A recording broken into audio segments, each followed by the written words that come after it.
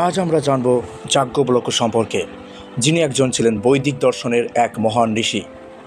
যাজ্ঞবল্ক্য 1500 খ্রিস্টপূর্বাব্দ থেকে 1200 খ্রিস্টাব্দের সময়কালের মধ্যে ছিলেন বৈদিক যুগের একজন প্রখ্যাত ঋষি ও দার্শনিক, যিনি ভারতীয় দর্শন ও ধর্মতত্ত্বের ক্ষেত্রে অমর কীর্তি রেখে গেছেন।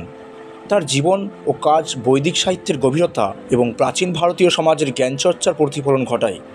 তিনি শতপথ ব্রাহ্মণ, বৃহদারণ্যক উপনিষদ এবং যাজ্ঞবল্ক্য স্মৃতির মতো গ্রন্থগুলির সঙ্গে যুক্ত ছিলেন, যা হিন্দু দর্শনের ভিত্তিপ্রস্তর হিসাবে বিবেচিত হয়।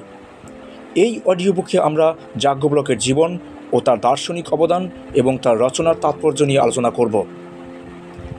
যাজ্ঞবল্ক্য বৈদিক যুগের একজন বিশিষ্ট ঋষি ছিলেন, যিনি সম্ভবত খ্রিস্টপূর্ব 1500 থেকে 1200 অব্দের মধ্যে জীবিত ছিলেন। তার জীবন সম্পর্কে সুনির্দিষ্ট ঐতিহাসিক তথ্য সীমিত হলেও বৃহদারণ্যক উপনিষদ, শতপথ ব্রাহ্মণ এবং মহাভারত ও পুরাণে তার উল্লেখ পাওয়া যায়। তিনি শুক্ল যজুর্বেদের প্রবক্তা হিসাবে পরিচিত এবং বৈশম্পায়নের শিষ্য ছিলেন বলে জানা যায়। বৃহদারণ্যক উপনিষদে যাজ্ঞবল্ক্যকে একজন জ্ঞানী ও বিতার্কিক হিসাবে চিত্রায়িত করা হয়েছে। তার দুই স্ত্রী মৈত্রী এবং কাত্যায়নী তার জীবনের গল্পে গুরুত্বপূর্ণ ভূমিকা পালন করেন। মৈত্রী ছিলেন একজন পণ্ডিতা, যিনি যাজ্ঞবল্ক্যের সঙ্গে দার্শনিক সংলাপে অংশ নিতেন, যেখানে তিনি আত্মা ও ব্রহ্মের প্রকৃতি নিয়ে গভীর প্রশ্ন তুলেছিলেন। এই সংলাপ অদ্বৈত বেদান্ত দর্শনের ভিত্তি হিসাবে বিবেচিত হয়। অন্যদিকে কাত্যায়নী ছিলেন গৃহিণী, যিনি গৃহস্থ জীবনের দায়িত্ব পালন করতেন। যাজ্ঞবল্ক্যের নামের অর্থ যজ্ঞ অনুষ্ঠান থেকে উদ্ভূত হলেও তিনি প্রধানত একজন চিন্তাবিদ ছিলেন, যিনি ধর্মীয় আচার অনুষ্ঠানের বাইরে গিয়ে অধ্যাত্ম ও জ্ঞানতত্ত্বের উপর জোর দিয়েছিলেন। শতপথ ব্রাহ্মণ শুরু যজুর্বেদের একটি গুরুত্বপূর্ণ গ্রন্থ, যা বৈদিক যজ্ঞের আচার অনুষ্ঠান ও প্রতীকবাদ এবং পৌরাণিক কাহিনীর বিস্তারিত বর্ণনা প্রদান করে। এই গ্রন্থটি মাধ্যন্দিন এবং কান্য শাখায় বিভক্ত, যেখানে মাধ্যন্দিন শাখার প্রাধান্য বেশি। শতপথ ব্রাহ্মণের রচনার একটি উল্লেখযোগ্য অংশ যাজ্ঞবল্ক্যের নামের সঙ্গে যুক্ত। বিশেষ করে এর 6ষ্ঠ থেকে 9ম অধ্যায়ের প্রবক্তা হিসাবে তার নাম উল্লেখ রয়েছে। এই গ্রন্থে প্রাচীন ভারতের সমাজ, রাজনীতি, অর্থনীতি এবং বিজ্ঞানের উল্লেখযোগ্য তথ্য পাওয়া যায়। উদাহরণস্বরূপ, পঞ্চম কাণ্ডে রাজসূয় যজ্ঞের বিবরণে রাজা প্রজার সম্পর্ক, মন্ত্রী পরিষদের ভূমিকা এবং রাজনৈতিক কাঠামোর বিস্তারিত বর্ণনা রয়েছে। শতপথ ব্রাহ্মণে জ্যামিতি, যেমন পাই গণনা, পিথাগোরাস উপপাদ্যের মূল এবং জ্যোতির্বিদ্যার গ্রহের দূরত্ব এবং পৃথিবীর গোলাকার ধারণা উল্লেখ রয়েছে, যা বৈদিক যুগের বৈজ্ঞানিক চিন্তাধারার প্রমাণ বহন করে। বৃহদারণ্যক উপনিষদে যাজ্ঞবল্ক্যের দার্শনিক চিন্তাধারা সবচেয়ে প্রকটভাবে প্রকাশিত।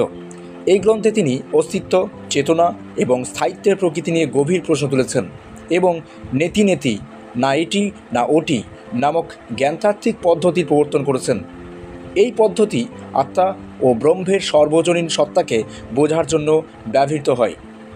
বিখ্যাত মৈত্রী যাজ্ঞবল্ক্য সংলাপে তিনি ব্যাখ্যা করেছেন যে প্রেম, নিজের প্রতি প্রেম দ্বারা চালিত এবং আত্মা ও ব্রহ্মের ঐক্যই জীবনের পরম সত্য।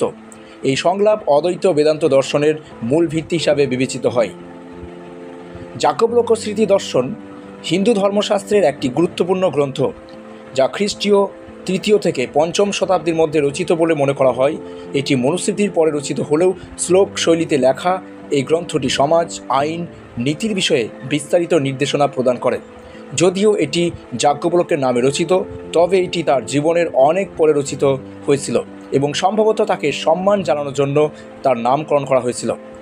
এই গ্রন্থে ব্যক্তিগত আচরণ, পারিবারিক আইন, সম্পত্তি অধিকার এবং ধর্মীয় কর্তব্য নিয়ে বিস্তারিত আলোচনা করা হয়েছে। এটি মনুস্মৃতির তুলনায় আরও প্রগতিশীল দৃষ্টিভঙ্গি প্রকাশ করে, বিশেষ করে নারীদের অধিকার এবং সামাজিক ন্যায় বিচারের ক্ষেত্রে। যাজ্ঞবল্ক্যের নাম যাজ্ঞবল্ক্য এবং বেদান্ত দর্শনের কিছু গ্রন্থের সঙ্গে যুক্ত। তিনি মহাভারত, পুরাণ এবং জৈনিজম বেশ কিছু গ্রন্থ উল্লেখিত। এই গ্রন্থগুলি তার ব্যাপক প্রভাব এবং বৈদিক সাহিত্যে এবং ঐতিহ্যে তার কেন্দ্রীয় ভূমিকার ইঙ্গিত দিচ্ছে। শতপথ ব্রাহ্মণে বর্ণিত যজ্ঞের নিয়ম ও প্রতীকবাদ বৈদিক ধর্মের কাঠামোকে শক্তিশালী করেছিল। তার ব্যাখ্যার যজ্ঞকে কেবল আচার নয়, একটি দার্শনিক ও প্রতীকী প্রক্রিয়া হিসেবে প্রতিষ্ঠিত করেছিল। শতপথ ব্রাহ্মণে বিভিন্ন বৃত্তির উল্লেখ থেকে বৈদিক যুগের সামাজিক স্তরবিন্যাস সম্পর্কে ধারণা পাওয়া যায়। যাজ্ঞবল্ক্য স্মৃতিতে বর্ণিত আইন ও নীতি পরবর্তীকালে হিন্দু সমাজের আইনি কাঠামো গঠনে সহায়তা হয়েছিল। শতপথ ব্রাহ্মণে জ্যামিতি ও জ্যোতির্বিদ্যার উল্লেখ প্রাচীন ভারতীয় বিজ্ঞানের উন্নতি সাক্ষ্য বহন করে। এটি ইঙ্গিত দেয় যে যাজ্ঞবল্ক্যের সময় দর্শন ও বিজ্ঞান একে অপরের সঙ্গে সমন্বিত ছিল। মৈত্রীর মতো পণ্ডিত নারীর উল্লেখ বৈদিক যুগে নারীদের শিক্ষা, দার্শনিক অংশগ্রহণের প্রমাণ দেয়। যাজ্ঞবল্ক্যের সঙ্গে মৈত্রীর সংলাপ নারী পুরুষের সমান জ্ঞানচর্চার একটি উজ্জ্বল দৃষ্টান্ত হিসাবে থেকে গিয়েছে। যাজ্ঞবল্ক্য ছিলেন বৈদিক যুগের এক মহান চিন্তাবিদ, যিনি দর্শন, ধর্ম, বিজ্ঞান এবং সমাজের বিভিন্ন ক্ষেত্রে অমূল্য অবদান রেখেছেন। তার শতপথ ব্রাহ্মণ, বৃহৎ আরণ্যক উপনিষদ এবং যাজ্ঞবল্ক্য স্মৃতি প্রাচীন ভারতীয় জ্ঞানচর্চার শ্রেষ্ঠ নিদর্শন।